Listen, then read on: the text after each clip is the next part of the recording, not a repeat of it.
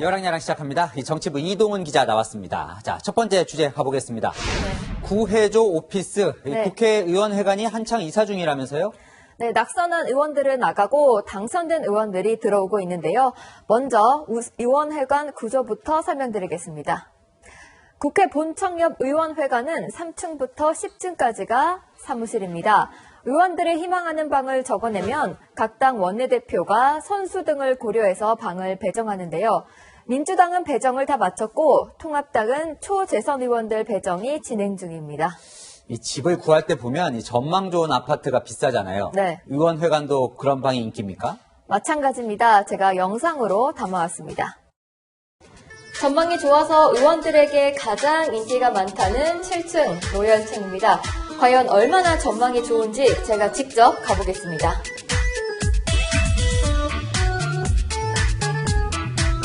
여기는 이제 휴게실에서 바라볼 수 있는 풍경인데요. 이쪽을 보면은 이제 큰 대로가 보이고 국회 잔디밭과 분수대까지 볼 수 있는 전망입니다. 네, 이른바 로열층인 7층에는 사선 김진표 의원, 이낙연 전 총리 사무실이 자리 잡았습니다. 듣기로는 또 이전 사무실 주인이 잘 풀린 그런 방이 또 인기라면서요. 네, 50대 1의 경쟁률까지 보였던 정세균 총리 사무실도 로열층인 7층에 있는데 선수를 고려해 삼선의 서영교 의원이 차지했습니다. 문재인 대통령이 썼던 325호는 권칠승 민주당 의원이, 박근혜 전 대통령의 545호는 이수진 민주당 비례 당선자가 사용합니다. 방 호수에 의미를 두기도 하는데요.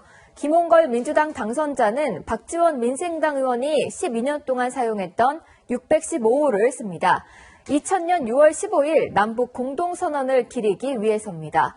박찬대 민주당 의원은 광복절을 기념하는 차원에서 815호를 쓰고 있습니다. 네, 사실 다 기분이겠죠. 자, 다음 주제 넘어가 보겠습니다. 네. 정의당 데스노트 유명하죠. 이번 정부 들어 이 정의당이 반대하는 사람은 버티기 힘들다는 건데 오랜만에 돌아왔나 보죠. 네, 심상정 정의당 대표가 윤미향 당선자를 공개 저격했습니다. 윤미향 당선자는 그동안 해명 과정에서 여러 차례 사실관계 번복이 있었고 또 가족 연루 의혹도 제기되는 만큼 스스로 해명하는 것은 더 이상 설득력을 갖기 어렵게 되었습니다. 사실 심상정 대표가 이 조국 사태 때 이 데스노트를 펴지 않으면서 힘든 시기를 좀 보냈어요. 네, 조국 전 장관 임명 당시에 애매모호한 창선 태도를 보여서 비판을 받았던 것과는 대조적입니다. 정의당은 사법개혁의 대의 차원에서 대통령의 임명권을 존중할 것입니다. 지난 두어 달 조국 정국에서 저는 제 평생 처음으로 많은 국민들로부터 꾸중을 들었습니다. 비판과 격려를 겸허히 받들겠습니다. 저렇게 정의당이 민주당 눈치 본다 이런 비판 때문이었는지 이번 총선 결과가 별로 좋지 않았죠. 네, 선거를 앞두고 깊이 반성한다고 사과도 했지만 여론을 바꾸진 못했습니다.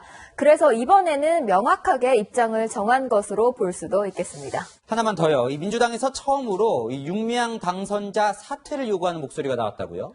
네, 문재인 정부에서 해수부 장관을 지낸 삼선 김영춘 의원이 SNS에 도의적인 책임을 지고 당선인 신분에서 사퇴하고 원래의 운동가로 돌아가라고 썼습니다. 민주당을 향해선 내일 최고위에서 신속하게 결정을 내려달라고 했는데요. 민주당 내 첫 사퇴 요구라는 점에서 주목받고 있습니다. 당내 분위기가 바뀔지 내일 또 지켜보겠습니다. 지금까지 여랑야랑이었습니다.